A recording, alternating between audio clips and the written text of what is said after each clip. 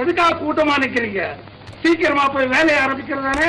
வேலையை ஆரம்பிக்கிறதுக்கு முன்னால உங்களை நேர்ல பார்த்து கேட்டுக்கிட்டு போக வந்தோம். என்ன கேட்க வந்தீங்க? எங்களோட கோரிக்கையை நீ ஏத்துக்கிட்டதா கணக்கு பிள்ளை வந்து சொன்னார். இப்ப யார் இல்லைன்னு சொன்னது? ஆனந்த எஜமா எங்க கூடவே தான் இருப்பாரு. பேஷா இருக்கட்டும். அதோட போன மாசம் பூராவும் வேலை வெட்டி இல்லாம எங்களை வாட்டி வதைச்சு கஷ்டப்படுத்துறதுக்கு 1 மாத சம்பளத்தை ஈடா கொடுத்தீங்கன்னா வேலை பார்க்கறது கொஞ்சம் சௌகரியமா இருக்கும். இது 1000. அரை சம்பளம் தான் கொடுப்பேன்னு முந்தி உங்க பொண்ணுக்கு விட்டு நியாயமா? போனா போகட்டும்னு வேலை கொடுத்தா சட்டம் வேற பேசுறீங்களா? சட்டம் பேசலீங்க, எங்க திட்டத்தை தான் எடுக்கணும். இஷ்டம் இருந்தா சொல்லுங்க, வேலை செய்யறோம். இல்லன்னா இருக்கு காலுங்கையும் எங்க போனாலும் பிழைச்சுக்குவோம். உழைக்கா வேலைக்கு பஞ்சம். வாங்க போவோம்.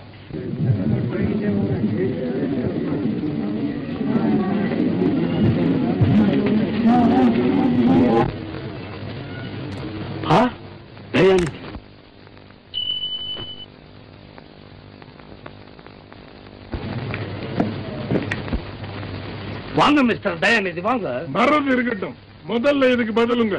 இதான் நீங்க கான்ட்ராக்டர் இருக்கிற லட்சணமா? இன்னும் சொல்ல காப்பாற்ற முடியாதுங்க. ஏன் வியாபாரத்தில் இருங்குறீங்க? உங்களால எனக்கு எவ்வளவு நஷ்டம் தெரியுமா? மிஸ்டர் தயா, கொஞ்சம் உள்ள வாங்க. உள்ளேயாவது வெளியாவது ரெண்டுல ஒண்ணு தீர்வு. இப்போ இவ்வளவுக்கு காரணம் இந்த கூலிக்கார பசங்க.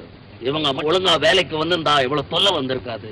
இந்த தொல்லை காரணம் இல்ல, இவர்தான். எங்க உழைப்புக்கு தகுந்த ஊதியம் கொடுத்தா இப்ப கூட வேலை செய்ய காத்துக்கிட்டு இருக்கோம். இப்ப இதையெல்லாம் விசாரிக்க இங்க வரல. எனக்கு வேண்டியது ஆஸ்பத்திரி கட்ட கல்லு. உங்கள் யாராவது பொறுப்பேற்றுக்கிட்டு சப்ளை செய்ய முடியுமா? முடியும்.